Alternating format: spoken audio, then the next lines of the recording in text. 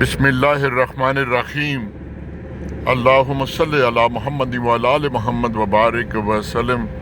Gulberg green سے گزر رہا ہوں جی پیسنجر لے کر اسلام آباد، اور پہلا روزہ ہے۔ خدا کا شکر ہے، اللہ تعالیٰ پورا رمضان ہمیں نصیب بھی کرے اور کوئی عبادت کرنے کی بھی توفیق دے۔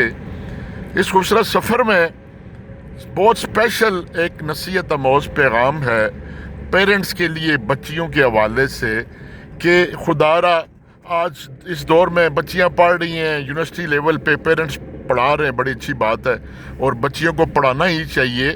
میں بڑا حیرت ہوتی ہے جب بے شمار بچیوں کو دیکھتا ہوں اور ان کے پیرنٹس خرچہ کر کے بڑی بڑی یونیورسٹیوں پڑھا رہے ہیں۔ بالکل پڑھائیں، اور ایک اور بھی نصیحت ہے کہ بچیاں جاب کرتی ہوں تو کبھی بھی جاب نہ چھوڑائیں، بلکہ جہاں پر ان کی شادی ہو ان کو اس بات پر آمادہ کریں جی کہ بچی نے جاب نہیں چھوڑنی، کیونکہ آنے والے دور بڑے مشکل ہے۔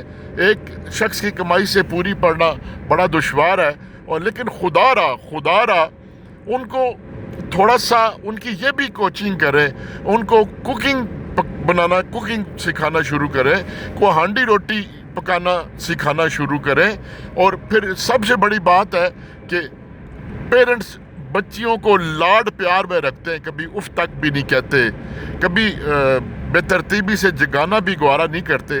تو جب ایک بچی 22 سال 25 سال 30 سال نازوں میں رہے گی، لاڈ میں رہے گی، پیار میں رہے گی، تو جب اگلے گھر جائے گی تو ساس تو اسے ہاتھوں میں اٹھا کے نہیں رکھے گی، اس نے تو پھر کام بھی کروانے ہیں، صبح بھی اٹھانا ہے، ہانڈی روٹی بھی کروانی ہے۔ تو ہمارا اس میں بڑا فقدان ہے، وہ پھر بچیوں میں برداشت کا فقدان ہو جاتا ہے۔ آج اگر آپ کچہری جائیں نا تو سینکڑوں کیسز عدالتوں میں خلا کے، ڈائیورس کے، لڑائی جھگڑے کے، وہ بنیادی طور پر وجہ یہ ہے کہ بچیوں کے اندر پھر وہ برداشت نہیں ہوتی، وہ پھر ساس کی بات نہیں سنتی، خاوند کی سخت بات نہیں سنتی، وہاں تو کام کرنا پڑتا ہے، وہ وہاں جا کر پھر ایڈجسٹ نہیں ہوتی بچیاں۔ پھر سب سے بڑا ایک اور ایشو یہ ہے کہ جو لوگ بھی پھر اپنے سے بڑے لوگ ڈھونڈتے ہیں یا پھر اپنے سے بہت کمزور لوگوں کو بچیاں دے دیتے ہیں، تو وہ بھی ایڈجسٹمنٹ نہیں ہوتی۔ جب ایک درمیانے گھر کے سسٹم سے بچی بڑے گھر میں جائے گی تو وہاں پر بھی اس کے لیے کمپلیکشن کا شکار ہو جاتی ہیں بچیاں۔ بہت اچھی بات ہے، بچیوں کو پڑھائیں، اور جو جاب کر رہی ہے شادی کے بعد بھی جاب مت چھڑوائیں، لیکن خدا را ان کے اندر برداشت کا مادہ پیدا کریں۔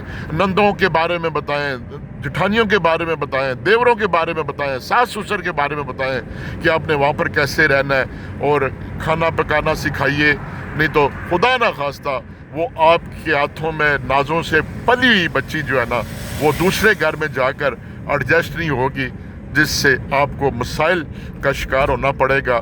اور آئیے مل کر بچیوں کی بھی برداشت کے لحاظ سے، صبر کے لحاظ سے تربیت کریں تاکہ ان کو اگلے گھر میں مشکل نہ ہو۔ والسلام۔